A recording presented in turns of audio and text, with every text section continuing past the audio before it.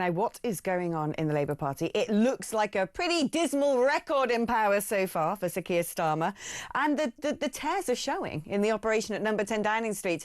It's all good and well when things are going well, but as soon as the proverbial hits the fan, heads must roll. And there's been a lot of finger pointing, a lot of faction fighting going on in number 10 Downing Street, similar to that in the Conservative Party of old. And it's a narrative as old as time. I remember, of course, under Theresa May, her two right-hand man and women lost their jobs when her premiership seemed to hit the skids. The same thing, of course, Dominic Cummings, who would rid me of that troublesome priest.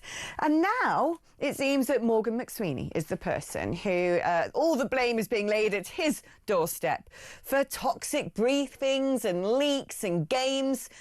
What's going on? Is it just that because everything's going so badly, people are looking for someone to throw overboard? Or is it that actually, in the face of political reality, the Labour Party is suddenly realising that they have people who are just not up to the job? Let's speak now to Sebastian Salek, Labour councillor and commentator. I mean, look, this is politics all over, isn't it? And people say this is a Westminster bubble story. But it's quite clear to me that the operation in 10 Downing Street is in crisis. When you actually do the roll call of the number of people who have essentially lost their jobs already, and it's only just over 1 year that the Labour Party's been in power, the retention of staff isn't looking very good, is it? As a Labour councillor who has to go out and defend this stuff, how do you feel?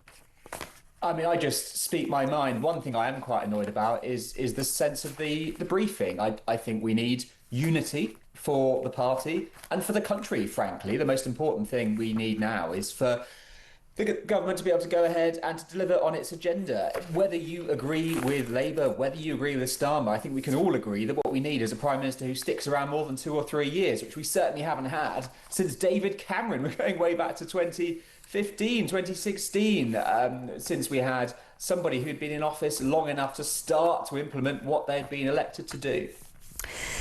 I mean, things aren't going to get easier, are they, with the forthcoming budget? It seems to me that, I mean, the problem the Labour Party's got at the moment, quite frankly, is the medicine the country needs is not anything that's cooked up in the Labour Party pharmacy, is it? What we need is, you know, a growth agenda probably involving tax cuts. What we need is cuts to the welfare state as well. What we need is a firm hand on immigration. These things are all sort of, you know, completely opposite to what most left-wing ideology is. And unfortunately, unless Sir Keir Starmer or indeed Rachel Reeves delivers such medicine in the forthcoming budget, the country's economy is going to really hit the doldrums in a significant way. And yet, it's alleged that a number of backbench MPs could go on strike to defy the government and are fuming at being called feral.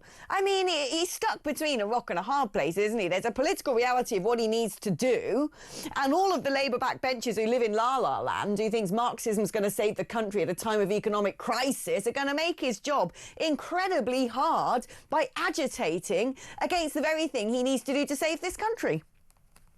Well, I think you're right to put your finger on the fact that the operation in number 10 is being extremely pragmatic when it comes to the economy. I don't think there's ideology at play. I think really it is in their political interest to do whatever it takes, to borrow a phrase from the great Mario Draghi, to get the economy back on its feet. Now, look, there will always be people, usually on the right, who will use this opportunity to make the case for tax cuts.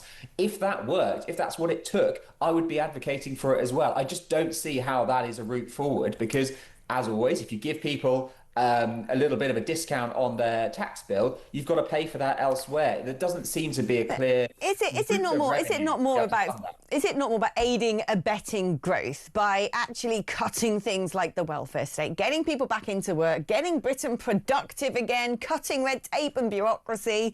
And we know that the IMF at one point was going to completely trash our ratings and say, look, you know, that the UK should be put under special measures, as they essentially suggested France should be. But they didn't, because the welfare bill was supposed to be going through Parliament, which of course was blocked by backbenchers because they said, no, we can't get rid of things like disability allowances and motability and people who are off work for 2 years because they feel a little bit sad or whatever it may be, that this is the area that the Labour Party are going to have to tackle because it's unsustainable. But unfortunately, the political cost could potentially be too high for the Prime Minister. And so he's stuck between a rock and a hard place. Yeah, I think we'd probably agree partly on welfare. I mean, there is something to be done there in terms of cutting the bill. It's clearly too high. We're spending a lot. But at the same time, what does it tell us that there are so many people who are asking for support? I'm really pleased this week we've seen Alan Milburn, the former health secretary, be asked to start a review to see why so many people, so many young people, aren't in education or training, which is one of the key issues. A lot of them are saying, look, I'm just not feeling very well, whether that's physical or mental. And I think the compassionate and frankly economically sensible thing to do is to ask why and try and get into those underlying issues so we can fix them and make sure that the people who can work and want to work, and I think those people are broadly the same group, can get on and do that. Is it not compassionate navel-gazing to keep asking why? What you do is just make sure if people aren't at work for any very provable reason that they don't get benefits and so they have to go to work. I mean, to me, it's very easy. You can't just sit there wringing your hands going, oh no, what's going on? Sort the problem out instead. Sebastian, thank you ever so much. Sebastian Salek, Labour Councillor and commentator.